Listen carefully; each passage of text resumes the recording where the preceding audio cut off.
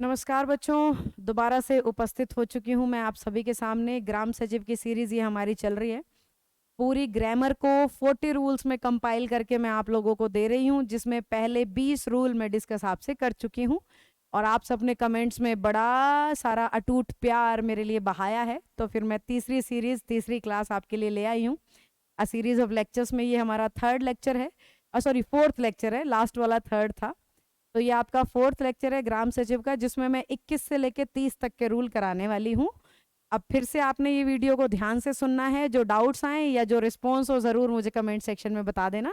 उस अकॉर्डिंग फिर हमारी अगली क्लासेस रहेंगी। मेरी तरफ से ये 40 रूल्स हैं और मैं ये श्योर कर रही हूँ जो बच्चा ढंग से ही नहीं कर लेगा पक्का उसे पेपर में यहाँ से पेपर दिखाई देने वाला है। ये मैं आपको एश्योर कर सकती हूँ। मैं प्रॉमिस नहीं कर रही हूँ, मैं एश्योर कर रही हूँ। दोनों शब्दों का फर्क आप समझते ही होंगे।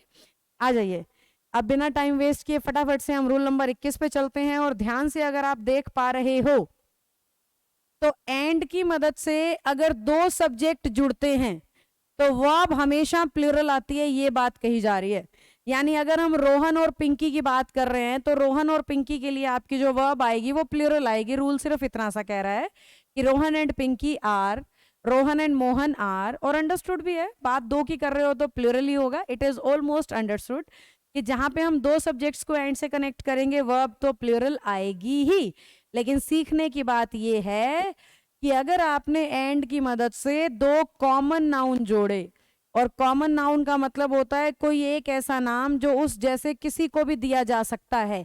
जैसे मेरे हाथ में पेन है, आप भी अगर नोट्स बना रहे हैं तो पेन से बना रहे होंगे। पेन एक कॉमन नाउन है। मेरे सामने रूम में बहुत सारे बेंचेस हैं, बेंचेस भी हमारे कॉमन नाउन है। और अगर ये क्लास कोई हमारे ऑफलाइन का विजन एडवांस का बच्चा देख रहा हो तो मैं उसे बताना चाहती हूँ उनके ही क्लासरूम से फिलहाल ये क्लास मेरी चल रही है। तो वो बच्चा फील ले सकता है कि इतने बड़े से खाली कमरे में खड़े रह के पढ़ाना कैसा लगता होगा। सुबह यहाँ पूरे सारे बेंचेस भरे होते हैं, फिलहाल ये सारे बेंचेस खाली हैं because I using it as a studio. तो ये जो बेंच होगा ना, ये भी बच्चों का ऐसा नाउन होगा, कॉमन नाउन होगा। माइक कॉमन नाउन होगा, टीचर कॉमन नाउन होगा, स्टूडेंट कॉमन नाउन होगा। तो जहां भी आप एंड की मदद से दो कॉमन नाउन जोड़ोगे और उसके पहले कोई आर्टिकल लगा दोगे, ए, एन या द, सिर्फ आगे वाले नाउन पर, सिर्फ आगे वाले नाउन पर, जहां नाउन दो जुड़ गए हो और आर्टिकल सिर्फ एक पे लगाते हो वहां पे वर्ब सिंगुलर आती है। और जहां पे आर्टिकल आप आगे और पीछे दोनों नाउन पे लगा देते हो वहां पे आपकी वर्ब प्लूरल आती है। ध्यान से देखो, the typist and farmer is है, जबकि the doctor and the teacher are है। क्योंकि ये क्वेश्चन कह रहा है आर्टिकल एक पे है, इसका मतलब फार्मर टाइपिंग भी करता है, यानी फार्मर ही टाइपिस्ट है और टाइपिस्ट ही फार्मर है, इसका मतलब ये है।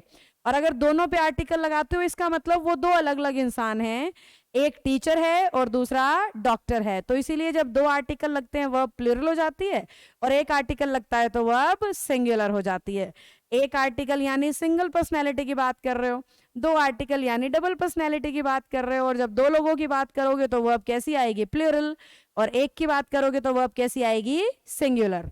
इसीलिए यहाँ पे the typist and farmer is है और the doctor and the teacher are है। देखो अब इसके कुछ क्वेश्चंस देखते हैं बच्चों, आ जाओ। साथ के साथ स्क्रीनशॉट लेते जाना भाई, क्योंकि जैसे ही मैं स्क्रॉल अप करूंगी ना आंसर्स गायब हो जाएंगे। तो जो बच्चे नोट्स बनाते हैं और चाहते हैं कि अब की बार वो ग्राम सचिव लग ही जाएं तो वो ध्यान से इसको नोट डाउन कर लें। The great poet and dramatist, अब ध्यान से देखो, पोएट और ड्रामेटिस्ट पे एक ही आर्टिकल है, यानी एक ही इंसान की बात हो रही है, इज आएगा। द ओरेटर एंड स्टेट्समैन, अब यहाँ पे भी एक पे ही आर्टिकल है, यानी एक इंसान की बात हो रही है, इज आएगा। यहाँ दोनों पे आर्टिकल है, यानी दो अलग अलग इंसानों की बात कर दी अब की बार, इसलिए वर्ब प्लूरल हो जाएगी, हैव आएगा। Each day and each are, each तो हमेशा ही सिंगुलर की बात करता है, इसलिए ब्रिंग्स आएगा। ईच एंड एवरी पेन, वैसे तो each and every pen, each और एवरी दोनों ही अपने नाउन और वर्ब को सिंगुलर लेते हैं, तो उस लॉजिक से वॉज हो गया। यानी आर्टिकल एक पे होगा तो वर्ब सिंगुलर, आर्टिकल दोनों पे होगा तो वर्ब प्लूरल, और ईच और एवरी के साथ होगा तो भी आपकी वर्ब सिंगुलर। वैसे तो आप लोगों को स्क्रीन पे आंसर दिख जाते होंगे, लेकिन फिर भी मैं लॉजिक के साथ एक्सप्लेन कर देती हूँ। आप चिटिंग कर लिया करो, मुझे कोई दिक्कत नहीं है, लेकिन लॉजिक जो मैं बताती हूँ ना उसको ध्यान से सुन लेना, क्योंकि इंग्लिश लॉजिकली करना ज्यादा आसान है, एज कंपेयर टू रीडिंग और वो वाला, क्योंकि वो स्कूलिंग पे बहुत मैटर करता है। जिन बच्चों का स्कूल अच्छा होता है ना, स्कूल बहुत बढ़िया से उन्होंने इंग्लिश में ध्यान दिया है, कई सालों से दे रहे हैं, बहुत साल हो गए हैं न्यूज़पेपर रीड करते हैं, तो वो लोग को तो ये चीज़ों की ज़रूरत नहीं पड़ती है, उनका अंडरस्टैंडिंग डेवलप हो जाता है, जैसे हिंदी में हमारा हो रखा होता है। पर अदरवाइज अगर ऐसा नहीं है तो आपको पक्का पक्का लॉजिक्स की ज़रूरत पड़ेगी, और लॉजिकल इंग्लिश आपको आसान भी लगेगी अगर आपकी रीडिंग और अंडरस्टैंडिंग ज़्यादा अच्छी नहीं है तो। मुझे बताना भी आसान लगती है कि नहीं जब हम लॉजिकल इंग्लिश पढ़ते हैं। जिन बच्चों की रीडिंग अच्छी नहीं है उनसे पूछ रही हूँ, वो बताइएगा। जिनकी आदत नहीं है रीड करने की या स्कूल में कभी इंग्लिश पे ध्यान नहीं दिया, वो सभी को लॉजिकल इंग्लिश पढ़ने में मज़ा आता है, क्योंकि रीडिंग के लिए उनके पास टाइम होता नहीं है और लॉजिक याद हो जाते हैं फटाफट से, है ना। जैसे एक आर्टिकल सिंगुलर वर्ब, दो आर्टिकल प्लूरल वर्ब। मैं एक तरफ हो गई हूँ, स्क्रीनशॉट किसी को लेना हो तो ले लो, और अब मैं स्क्रॉल अप भी करने वाली हूँ, ये लीजिए। नेक्स्ट रूल आ गया है हमारे सामने, रूल नंबर 22। ये सिर्फ इतना सा ही कह रहा है, अगर कहीं पे मेजॉरिटी या माइनॉरिटी शब्द आप यूज करते हो, दा के साथ या ए के साथ कोई फर्क नहीं पड़ता, हर केस में वर्ब कैसी आएगी, प्लूरल। दा के साथ या ए के साथ कोई फर्क नहीं पड़ता, हर केस में वर्ब कैसी आएगी, प्लूरल, क्योंकि इसका मतलब है आप बहुत सारों की तरफ इशारा कर रहे हो, आप मोर देन वन की बात कर रहे हो, आप एक से ज्यादा लोगों को पॉइंट आउट कर रहे हो। तो उस लॉजिक से आपका आर्टिकल यहाँ पे इस्तेमाल हो रहा है, और आर्टिकल सिर्फ इसीलिए लगा रहे हैं कि कुछ फर्क नहीं पड़ने वाला है ए या दा से। मेजॉरिटी और माइनॉरिटी हमेशा ही अपने आप को कौन सी सेंस में इस्तेमाल करेगा, प्लूरल वाली सेंस में, ठीक है। आओ अब इसके क्वेश्चंस देख लेते हैं। मेजॉरिटी का मतलब ही होता है बेटा एक से ज्यादा की तरफ इशारा कर रहे हैं, और एक से ज्यादा की तरफ कर रहे हैं तो अंडरस्टूड हो गया ना कि प्लूरल आएगा।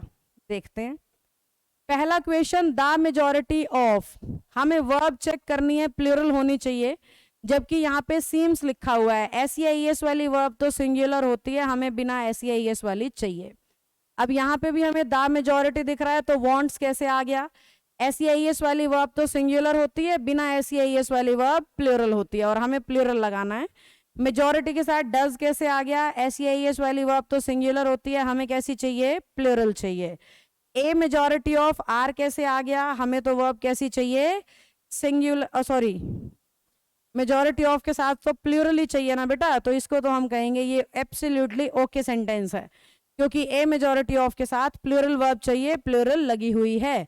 माइनॉरिटी के साथ भी वर्ब प्लूरल चाहिए, लगी हुई है, यानी ये भी क्या हो गया, नो इम्प्रूवमेंट हो गया। ठीक है बेटा, तो पहले वाले में हमने प्लूरल किया, दूसरे में प्लूरल किया, तीसरे में प्लूरल किया, चौथे और पांचवें में पहले से प्लूरल था, इसलिए हमने उसे प्लूरल नहीं बनाया। तो क्या सीख लिया, जहां पे अ मेजॉरिटी हो, द मेजॉरिटी हो, अ माइनॉरिटी हो, हमारी जो वर्ब चलेगी वो सिर्फ और सिर्फ कैसी चलेगी, प्लूरल चलेगी। ठीक है, जितने सभी नए बच्चे जुड़े हैं उन्हें मैं बता देना चाहती हूँ कि इससे पहले मैं 3 क्लास ले चुकी हूँ, ये 4th क्लास है। टोटल 40 रूल मैं आपको कंप्लीट कराऊंगी, और ग्राम सचिव के एग्जाम के हिसाब से कराऊंगी, तो ध्यान से सुन लीजिए, बहुत कुछ आपको यहाँ से दिखाई देगा। अगर आपकी ग्रामर खराब है या इंग्लिश पसंद नहीं है तो ये 40 रूल्स ध्यान से कर लो, पक्का पक्का मजा आएगा पेपर में इंग्लिश देख के, और अच्छा लगेगा कि चलो कुछ तो किया आपकी बार मैंने। पहले तो मैं इंग्लिश में टोटली अक्कड़ बक्कड़ करता था, अब की बार मैंने थोड़ा बहुत तो दिमाग से किया और वो सही भी हुआ। ये कॉन्फिडेंस आ जाएगा अगर आप ये 40 क्वेश्चंस को कर लेते हो, सॉरी 40 रूल्स को कर लेते हो ध्यान से। तो it is our 4th lecture, पहले वाले 3 लेक्चर भी आपको ध्यान से देखने पड़ेंगे। ठीक है, 2 पहले लिए थे, एक अभी रिसेंटली लिया है, and this is our today 4th। एक लेक्चर और लूंगी और आपकी पूरी ग्रामर कंप्लीट हो जाएगी ग्राम सचिव के हिसाब से। उसके बाद आज के कमेंट सेक्शन में ये भी बता देना कि इनके बाद मुझसे क्या करवाना चाहते हो, वही चीजें मैं आपको पढ़ाने के लिए आ जाऊंगी। लाइव भी आने की कोशिश करूंगी बहुत जल्दी।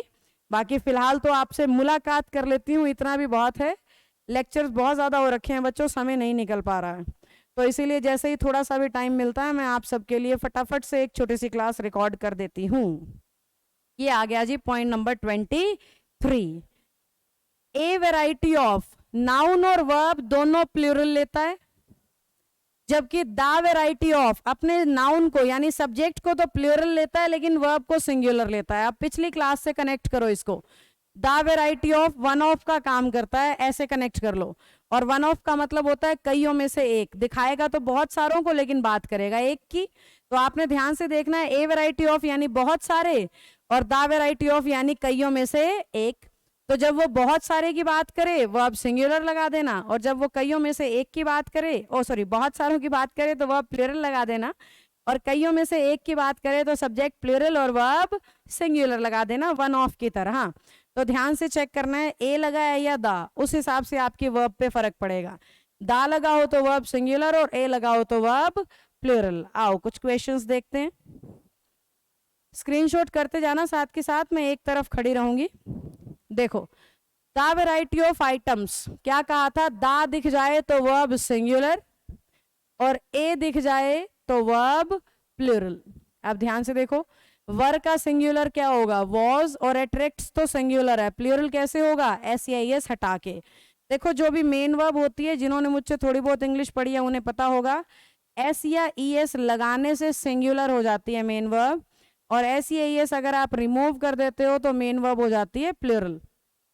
तो मैं अगर अट्रैक्ट का एस हटाऊंगी तो वो प्लूरल हो जाएगी और लगाऊंगी तो सिंगुलर। और ए वैरायटी ऑफ कहता है मुझे तो प्लूरल चाहिए इसलिए मैंने एस हटा दिया, जबकि द वैरायटी ऑफ कहता है मुझे तो वर्ब सिंगुलर चाहिए। द वैरायटी ऑफ कहता है मुझे तो वर्ब सिंगुलर चाहिए। अ वैरायटी ऑफ कहता है मुझे तो वर्ब प्लूरल चाहिए, पहले से लगी हुई है। अ वैरायटी ऑफ कहता है मुझे तो वर्ब प्लूरल चाहिए। A variety of products exist, पहले से ही प्लूरल है, ये भी सही है। तो पहले 3 क्वेश्चन गलत थे, बाद वाले दोनों सही थे। मेन बात ये है कि जहां ए वैरायटी ऑफ हो वर्ब प्लूरल लगाना, और जहां द वैरायटी ऑफ हो वहां पे वर्ब कैसी लगा देना बच्चों, सिंगुलर। इतना सा ही मेन फंडा है, स्क्रीनशॉट कर लो एक बार फटाफट, फिर ये गायब होने वाला है और ये हो गया छू। चलो रूल नंबर 24, भाई जो अभी अभी लाइव जुड़ करके सुन रहे हो ध्यान से सुन लेना, this is very very very very very very, कितना भी वेरी लगा दो उतना इंपॉर्टेंट रूल है। HSSC में तो खूब खूब खूब इस्तेमाल हो रहा है सिंस और फॉर। तो ध्यान से सुन लीजिए, सिंस और फॉर होते हैं टाइम वर्ड्स। किताबें कहती हैं सिंस वहां लगाओ जहां समय निश्चित है और फॉर वहां लगाओ जहां समय अनिश्चित है, या किताबें कहती है सिंस वहां लगाएं जहां आप पॉइंट ऑफ टाइम को दिखा रहे हो और फॉर वहां लगाएं जहां पे आप पीरियड ऑफ टाइम को। लेकिन हमारे हरियाणा के भोले भाले नन्हे मुन्ने मासूम बच्चे ये भी नहीं समझ पाते कि निश्चित समय कौन सा है और अनिश्चित समय कौन सा है, उन्हें ये फर्क ही नहीं समझ में आता, पीरियड किसको कहते हो भाई और पॉइंट किसको कहते हो, कुछ नहीं क्लियर हो रहा है। तो उन बच्चों के लिए बहुत डिटेल में रूल है, ध्यान से सुनिएगा। इंग्लिश कह रही है सिंस लगाइए क्लॉक टाइम के लिए, और क्लॉक टाइम उसे मानो जिसके पीछे AM PM ओ क्लॉक लिखा हुआ हो। सिंस लगाओ दिन के नाम के लिए जैसे मंडे ट्यूसडे, सिंस लगाओ महीने के नाम के लिए जैसे जनवरी नवंबर, सिंस लगाओ साल के नाम के लिए जैसे 1947, पार्ट्स ऑफ अ डे दिन के हिस्सों के लिए जैसे मॉर्निंग इवनिंग आफ्टरनून, फेस्टिवल त्योहारों के लिए जैसे होली दिवाली, और आप सबका फेवरेट त्योहार भी आ रहा है 14 फरवरी नजदीक है ना बच्चों, तुम्हारी उम्र के बच्चों का फेवरेट त्योहार होता है वो। तो अगर आप ऐसे कुछ फिक्स बताओगे ना, दिन का नाम, महीने का नाम, साल का नाम फिक्स बताओगे, या फिर AM PM ओ क्लॉक वाला समय बताओगे तो सिंस आता है। और अब AM PM ओ क्लॉक की जगह अगर वो लिख रहा है मिनट सेकंड आवर तो 4 हो जाएगा। अगर वो दिन का नाम नहीं लिख रहा, वो कह रहा है 2 days 30 days तो 4 हो जाएगा।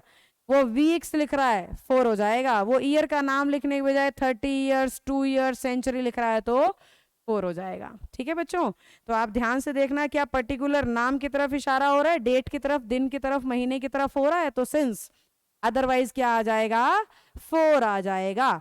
आओ अब कुछ क्वेश्चंस देखते हैं। देखो आई have not seen him since 20 years। अब जब ईयर्स लिख दिया तो सिंस तो हो ही नहीं सकता ना, क्या आएगा 4, क्योंकि सिंस तो तब आता है जब वो 2021 लिख देता तो सिंस आता, यहाँ तो 20 साल लिख दिए तो ये पीरियड ऑफ टाइम है 4 आएगा। She and her sister have been working here, अब 1983 तो फिक्स ईयर है, सिंस आएगा 4 थोड़ी ना आ सकता है। 1983 तो फिक्स ईयर का नाम है तो सिंस गलत हो गया बेटा, 4 आएगा।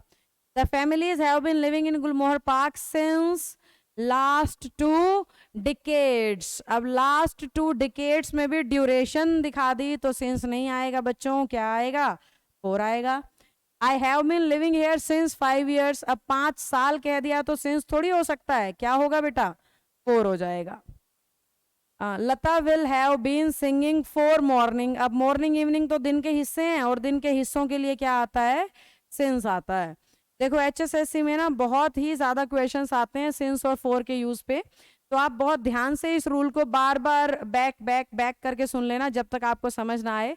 यूट्यूब या फोन का माध्यम तो ऐसा हो गया आजकल बच्चों के लिए, टीचर को जितनी बार चाहें उतनी बार नचा सकते हैं, जितनी बार चाहें उतनी बार उसकी क्लास को अटेंड कर सकते हैं बिना किसी रोक टोक और परेशानी के। तो बार बार इस रूल को आप सुन लेना, रोक रोक के, अटका अटका के, जब तक आपके दिमाग में ये घुस ना जाए, क्योंकि इंपॉर्टेंट बहुत है, मैं ये बता रही हूँ, पेपर में क्वेश्चन दिख सकता है। ठीक है, चलो बेटा स्क्रीनशॉट कर लो, मैं एक तरफ हो गई हूँ, फिर मैं आगे बढ़ूंगी। बाद में भी समझ लेना, कमेंट सेक्शन में मुझे बता देना कुछ इशू आए तो। कमेंट्स में ज़रूर पढ़ती हूँ क्लास के नीचे, तो आप अपना रिस्पॉन्स मुझे वहाँ बता सकते हो। ये लो रूल नंबर 25, जहाँ पे भी हैव दिखे, थिंक, नो, अपीयर, सी, ओन, कीप, फील, स्मेल, सीम, बिलोंग और बिलीव, ये सारी हैं बेटा इंग्लिश में वर्ब, और ये ऐसे वर्ब है जिन पे कभी आईएनजी नहीं लगा सकते आप, जब इन्हें मेन वर्ब की तरह इस्तेमाल करो, जब इन्हें एक्शन की तरह इस्तेमाल करो, यानी वाक्य में अगर आप काम की तरह इन्हें यूज कर रहे हो तो काम के तौर पे कभी ये आईएनजी का इस्तेमाल खुद पर नहीं करते हैं। यानी आप कभी भी ऐसा नहीं कह सकते हो आई एम सीइंग यू, आप अगर किसी को देख रहे हो, किसी से मिल रहे हो, तो आई सी यू, ऐसे इन वर्ब्स में कभी भी आईएनजी का इस्तेमाल नहीं होता है जब भी आप इन्हें मेन वर्ब या एक्शन बनाते हो। तो हमें सेंटेंस में देखना होता है क्या इन्हें मेन वर्ब की जगह इस्तेमाल कर रहे हो, तो कभी आईएनजी वाली फॉर्म इनकी यूज नहीं होती है, फर्स्ट फॉर्म यूज करनी पड़ती है आपको। अगर वॉज सीइंग लिख देता तो हम सॉ कर देते, तो हम सेकंड फॉर्म में काम चलाते, क्योंकि वॉज यानी पास्ट, पर सी पे आईएनजी तो किसी सूरत में नहीं आएगा, ये बात आपने याद रखनी है। ठीक है बच्चों, आओ अब इसके कुछ क्वेश्चंस देखते हैं। ये देखो पहला क्वेश्चन लिखा हुआ है, she wants to know how many cars you are having. अब देखो how many cars you have, क्योंकि हैव इसी वर्ब में था ना, इसी लिस्ट में था, आईएनजी तो नहीं आ सकता।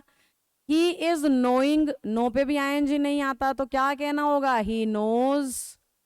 इट इज अपियरिंग, अपियर पे भी आईएनजी नहीं आता, तो क्या कहना पड़ेगा, इट अपियर्स, क्योंकि इट सिंगुलर वर्ब लेता है, ही सिंगुलर वर्ब लेता है, इसलिए अपियर्स और नोज बना रही हूं। I have not seeing him, I have not been seeing him, I have not seen him, क्योंकि सी पे आईएनजी तो लग ही नहीं सकता, और हैव को अपने साथ थर्ड फॉर्म चाहिए होती है। Someone was knocking at the door when I was having my bath, when I had my bath, या फिर व्हेन आई हैड भी हो सकता है माई बाथ, लेकिन हैव पे आईएनजी का इस्तेमाल तो नहीं होगा। तो ये शब्द जहां भी दिखें बेटा ध्यान करिएगा, अगर इन्हें मेन वर्ब बनाया जा रहा है तो कभी आईएनजी ना लगाएं। अगर मेरी क्लास कोई ऐसा बच्चा देख रहा है जिसे मेन वर्ब भी पहचाननी नहीं आती, मैम मुझे तो मुझे नहीं पता एक्शन के बारे में आप क्या कह रहे हो, तो मैं सिर्फ इतना सा कह रही हूँ कि अगर ये वर्ब हेल्पिंग वर्ब के साथ दिखें, is, am are, was, were, has, have been के साथ दिखे ना, और आईएनजी दिखे, तो उड़ा देना उस आईएनजी को, हमें नहीं चाहिए। उस केस में ये मेन वर्ब ही होती है पक्का, जब इनके पहले हेल्पिंग वर्ब आ चुकी हो, और जब इनके पहले हेल्पिंग वर्ब आ चुकी हो तो ये मेन वर्ब है, और मेन वर्ब है तो आईएनजी तो नहीं चाहिए भाई अपने को, हम उसे कर देंगे छू। तो जहां भी ये वर्ब मेन वर्ब के तौर पे देखें आईएनजी मत लगाना, है ना। फटाफट से मुझे रिस्पॉन्स बताते जाना भाई, समझ आ रहा है कि नहीं आ रहा है बेटा, जो भी रिस्पॉन्स हो पक्का वीडियो देख के मुझे बता के जाना, क्योंकि सुकून नहीं है आप लोगों के रिप्लाई के बिना, मजबूरी है क्लास को इस तरह से लेना, क्योंकि समय नहीं निकाल पा रही हूँ, बहुत ज़्यादा सा बर्डन है अदर क्लासेस का, ऑफलाइन में मेरे बहुत ज़्यादा बैच हो जाते हैं बेटा, तो ऑफलाइन को भी एकदम से तो त्यागना संभव नहीं है ना, तो ऑनलाइन को फिर भी मैं कंटिन्यू रखने की कोशिश कर रही हूँ अपनी तरफ से। हाँ जी, rule number 26, then go, last, yesterday, just now, that day और पास्ट ईयर, ये सारे शब्द अपने साथ हमेशा वर्ब के सेकंड फॉर्म लेते हैं, ये टेंस का फंडा है। जिन बच्चों को टेंस ताते ती वाले तरीके से नहीं आते उनके लिए ये ट्रिक्स और मेथड्स बना रखे हैं कि जहां भी ये सारे शब्द दिख जाए ना, आंख बंद करके सेकंड फॉर्म लगा देना, कभी गलत नहीं होगा। तो बच्चे को बस ये शब्द याद रखना है, देन, एगो, last, yesterday, just now, that day और पास्ट ईयर। पास्ट ईयर यूं का यूं नहीं मिलेगा, पास्ट ईयर यानी 1980, 1985, 1947 ऐसे लिखेगा, तो उस केस में आप सेकंड फॉर्म को यूज करिएगा। आओ कुछ क्वेश्चंस देखते हैं बेटा, ये लो मेरे साथ साथ सॉल्व करो आप लोग भी। पहला क्वेश्चन है, Manish said that he is busy then, अभी कहा था जहां भी देन दिखे ना सेकंड फॉर्म लगा देना, और इस एमआर के सेकंड फॉर्म होती है was were. Sujeet started a small construction business 2 years ago, एगो आ गया, यानी हमें सिंपल पास्ट चाहिए जो कि पहले से ही लगा हुआ है। अच्छा, आगे है भाई गलती। When the country is enjoying a construction boom, when the country was enjoying करना पड़ेगा या एंजॉयड करना पड़ेगा? अगर एंजॉयड करती हूँ डबल पार्ट में एरर जाएगा, तो इज का वॉज बना के मैं पास्ट वाली फीलिंग ले लूंगी। When the country was enjoying a construction boom, she was reaching college that day. अब देखो दैट डे भी सिंपल पास्ट लेता है, तो वॉज रीचिंग की जगह बेटर तो है रीच्ड। वॉज रीचिंग से बेटर क्या है? Reached. India has got freedom नहीं, इंडिया गॉट फ्रीडम। सिर्फ सेकंड फॉर्म चाहिए क्योंकि 1947 लिख दिया, सेकंड फॉर्म चाहिए क्योंकि दैट डे लिख दिया, एगो लिख दिया, देन लिख दिया, इसलिए सेकंड फॉर्म चाहिए। तो इन शब्दों को याद कर लेना, और जहां भी इनमें से कोई भी दिखाई देगा आपने सेकंड फॉर्म का इस्तेमाल करना है। ठीक है बेटा, मेरे ख्याल से समझ आ रहा होगा। नहीं आ रहा हो, कोई दिक्कत हो तो जरूर बता दीजिएगा। अब हम नेक्स्ट पॉइंट पे चल रहे हैं। स्क्रीनशॉट साथ के साथ ले लेना, मैं कह रही थी आप लोगों को, क्योंकि जैसे ही मैं स्क्रॉल अप करूंगी ये गायब हो जाएंगे। ठीक है, और आपको स्क्रीनशॉट ही लेना पड़ेगा। मैं टेलीग्राम वगैरह इस्तेमाल नहीं करती, वहां मैं शेयर भी नहीं करती हूँ। या वेटिकन ऐप पे आपको ये मिल सकते हैं, वेटिकन ऐप आप डाउनलोड कर लो। हाँ, वेटिकन ऐप पे तो नया बैच भी मैं दे रही हूँ, ऑनलाइन ऑफलाइन दोनों में। इंग्लिश स्पेशल बैच आ रहा है, अगर आपको चाहिए। 1:45 क्लास रहेगी बेटा, 1:45 कमिंग मंडे से, जो आगे आने वाला मंडे है, उस दिन से नया बैच हमारा शुरू हो रहा है इंग्लिश का। आज की डेट फिर बतानी पड़ेगी अमित भाई, आज क्या डेट है? 8 दिसंबर। ठीक है, और आज डे कौन सा है भाई साहब? वेडनेसडे। तो अब मंडे की डेट आप देख लीजिएगा, इसीलिए मैंने डेट बोल दी है, क्योंकि कोई बच्चा पता नहीं किस दिन सुन रहा होगा और वो कंफ्यूज हो जाएगा जी कौन से मंडे को बैच है। तो अब आप डेट के हिसाब से आप देख लें, 8 दिसंबर को ये क्लास रिकॉर्ड होने लग रही है। आ जाइए, first question, sorry, rule number 27, first point, it is high time, it is about time या इट इज टाइम, जहां भी दिखे आपने सेकंड फॉर्म लगानी होती है। तो हमें सिर्फ इतना सा नोट करना है कि क्या उसने it's high time, about time या टाइप में से कुछ यूज किया है। अगर हाँ, तो हम सेकंड फॉर्म यूज करेंगे, अगर नहीं तो फिर रूल कोई और है, इस रूल का इस्तेमाल नहीं किया जा रहा है। ठीक है, तो इन फ्रेजेस को पहचानना है और दूसरी फॉर्म लगा देनी है। आओ देखिए आपको कितनी सी बात समझ में आई। अरे हमारी तो फाइल ही छू हो गई। पैनल हो गया है वाइटम वाइटम, कोई बात नहीं, इंतजार करते हैं हम। लोड हो रहा है, ठीक है। टेक्निकल महाशय जी कह रहे हैं लोड हो रहा है, तो कोई बात नहीं, हम लोड होने देते हैं इसको। अंग्रेजी वैसे भी दिमाग में लोड होने में समय लेती है, तो बेचारे पैनल की क्या गलती है ना बच्चों? तो लोडिंग में समय लग रहा है, बट कोई बात नहीं, इंतजार करते हैं हम।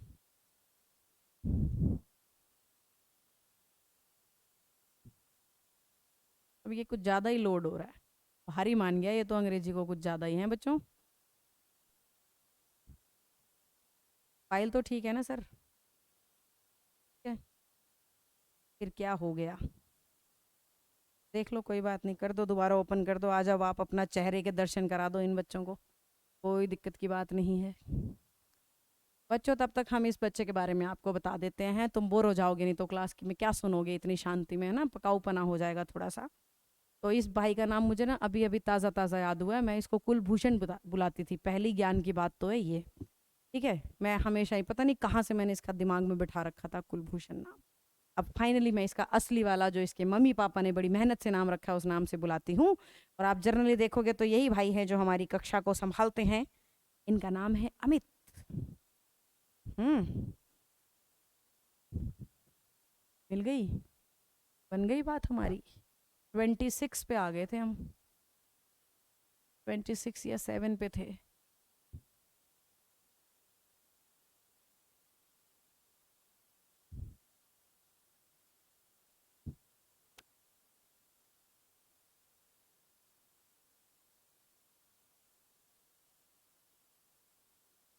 कहीं फिर से लोड मान ली। गुड, 26 वॉज ऑल्सो डन, के प्रैक्टिस क्वेश्चंस भी हो गए थे, तो डन। 27 पे यस, इसके क्वेश्चंस लोड होने लग रहे। नॉट डन रनिंग, पर हमारी फाइल लोड नहीं हो रही थी।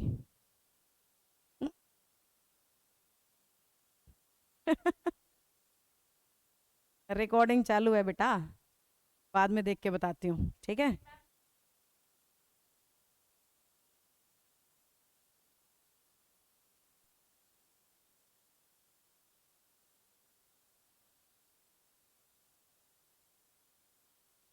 हाँ जी बच्चों, हमारी फाइल लोड हो चुकी है। आ जाओ देखते हैं क्वेश्चन। बीच में कुछ सेकंड की डिस्टरबेंस आ गई थी, आप उसको स्किप कर लेना। चलो, इट्स हाई टाइम कहता है मुझे तो सेकंड फॉर्म चाहिए, तो वर्क क्या कर रहा है, वर्कड होना चाहिए। इट इज हाई टाइम कहता है मुझे तो सेकंड फॉर्म चाहिए, आर स्टार्टिंग क्या कर रहा है, स्टार्टेड होना चाहिए। इट्स हाई टाइम भी कहता है भाई मुझे तो सेकंड फॉर्म चाहिए, तो लीव क्या कर रहा है, लेफ्ट होना चाहिए। और इट इज टाइम भी कहता है मुझे तो सेकंड फॉर्म चाहिए, तो डिसाइड क्या कर रहा है, डिसाइडेड होना चाहिए। तो हमें सिर्फ इतना ही चेक करना है, इट इज टाइम है, हाई टाइम है या क्या है, उस अकॉर्डिंग हम सेकंड फॉर्म को इस्तेमाल करेंगे। बस अपने फ्रेज को ईमानदारी से पहचान लेना। रूल पहचानने के बाद तो देखो इंग्लिश में कुछ मुश्किल है नहीं बेटा, रूल पहचान ही नहीं पाओगे, ट्रिक समझ में नहीं आएगी, तो फिर तो कहानी खराब है ही अपनी, है ना। मेरे को भी गालियां दोगे और पेपर बनाने वाले को भी, तो इट्स बेटर कि ध्यान से समझ लो, ताकि मुझे भी दुआएं दो और पेपर बनाने वालों को भी। आइए अगला पॉइंट ले लेते हैं। बाकी बच्चों ने प्यार बहुत दिया है भाई यूट्यूब पे, मैं ये बता रही हूँ। मेरा ज़्यादा सा इंटरेस्ट था नहीं, थ्रू कैमरा मुझे लगता ही नहीं था बच्चे तक पहुंचा जा सकता है या बच्चे का इंटरेस्ट बनता है, पर बनता है। ये आप लोगों ने साबित किया, और इसीलिए मैं इतने अपने एकदम टाइट वाले टाइम स्केड्यूल में से भी हम थोड़ा बहुत समय निकाल पा रहे हैं, तो अच्छा लगता है। अच्छा लगने लग गया है आप सबको पढ़ाना, क्योंकि बेनिफिट फील होता है, आप सबके तरफ से रिस्पॉन्स आता है कि यस मैम समझ में आती है, कराइए आप। चलो, पॉइंट नंबर 28 कह रहा है इमेजिनेशन। इमेजिनेशन यानी काल्पनिक वाक्य। काश मेरी शादी उसी से हो जाए जिसको मैं चाहता हूँ, है ना, इट इज काश। अभी बड़े सारों के दिमाग में तो इमेज आ गई होगी, सही में मैम।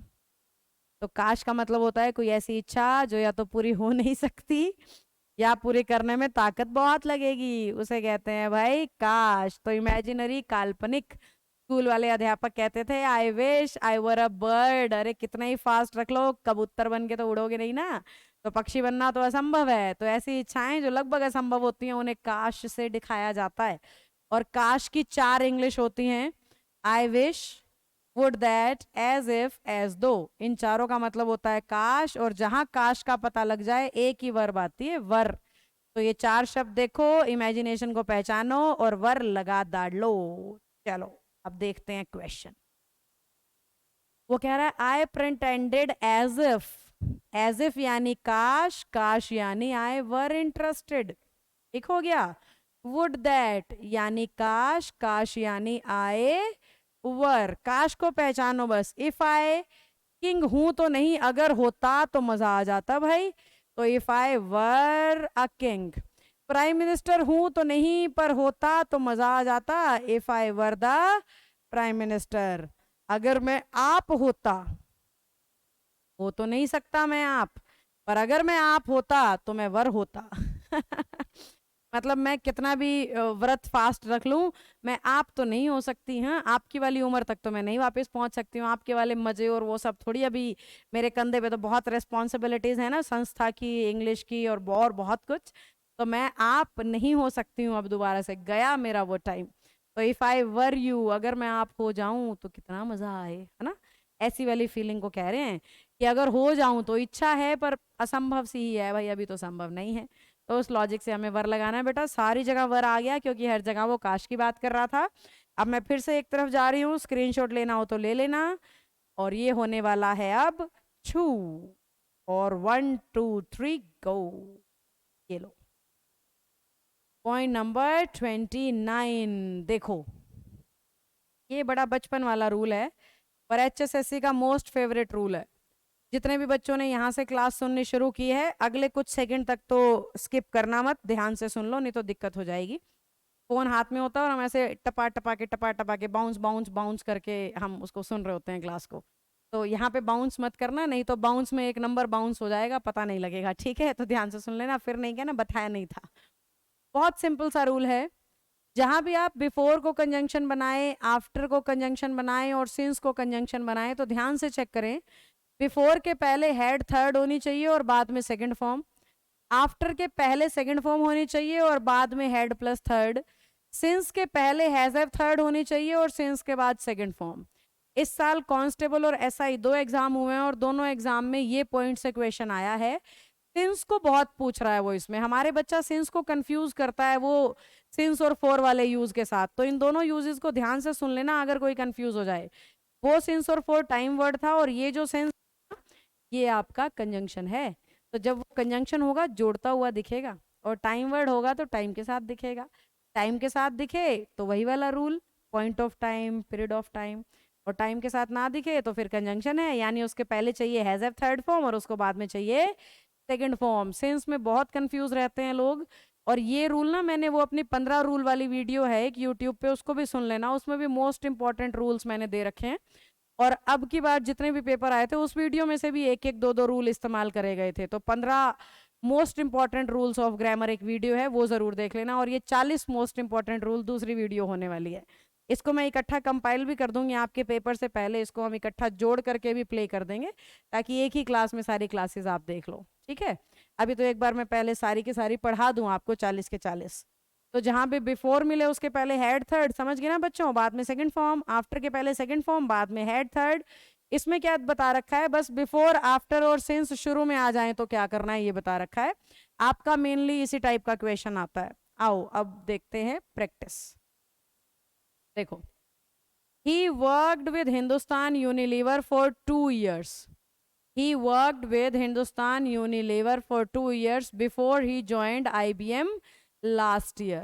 अब before he joined लिख रखा है, before को अगर वो इस्तेमाल करना चाह रहा है और before he के बाद वो joined सेकंड फॉर्म लगा रहा है, तो before से पहले तो had थर्ड चाहिए ना, he had worked होना चाहिए, had worked होना चाहिए। We have been known one another since we were। अब सिंस अपने बाद तो सेकंड फॉर्म लेता है, अपने से पहले हैज हैव थर्ड फॉर्म लेता है। तो वी हैव नोन होना चाहिए, we have known each other, sorry one another, we have known to one another ज्यादा सही रहेगा। पर हैज हैव के साथ हमें थर्ड फॉर्म लगानी चाहिए सिंस के पहले।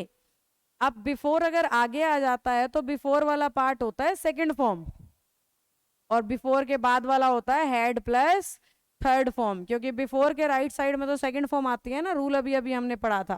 बिफोर के राइट में सेकंड फॉर्म और उसके पहले हैड प्लस थर्ड, तो बिफोर वाला पार्ट यहाँ क्या बनेगा, सेकंड फॉर्म बन जाएगा।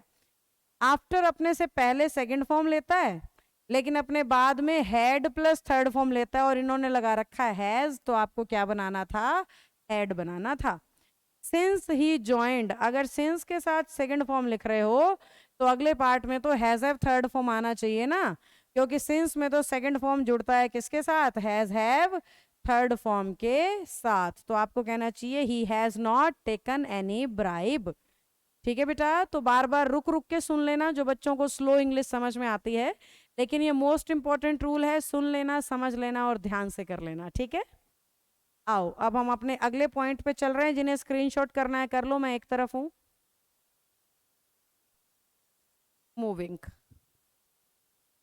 Point number 30 most most most important है और बड़े आसान तरीके से कराऊंगी, ध्यान से सुन लेना। कंडीशनल सेंटेंस है। कंडीशनल में ना हमेशा 2 सेंटेंस मिलते हैं, इफ से शुरू मिलता है और कोमा से कनेक्ट होता है। हमेशा 2 सेंटेंस मिलते हैं, इफ से शुरू होता है और कोमा से कनेक्ट होता है। कंडीशनल का मतलब होता है शर्त। अगर अब की बार भी नौकरी नहीं लगी तो शादी करवा देंगे आपकी, है ना।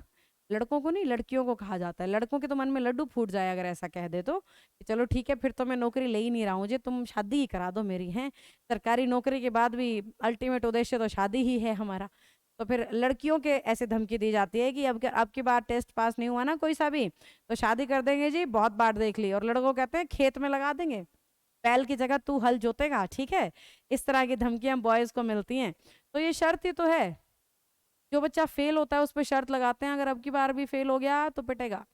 और जो फर्स्ट आता है उस पर भी शर्त लगाते हैं, अगर अब की बार फर्स्ट नहीं आया ना तो गलत बात हो जाएगी। तो धमकी तो हर सिचुएशन में मिलनी है जी, जीवन में मरते दम तक मिलनी है। अभी माँ बाप से मिलती है, फिर पति पत्नी से मिलेगी, फिर बच्चों से मिलने लग जाएगी। ये तो समय ऐसा ही चलता रहेगा। तो इसे कहते हैं शर्त या फिर कंडीशन, जहां पे अगर मगर लगा करके हमें अगली बात और पिछली बात जोड़ करके दे दी जाए।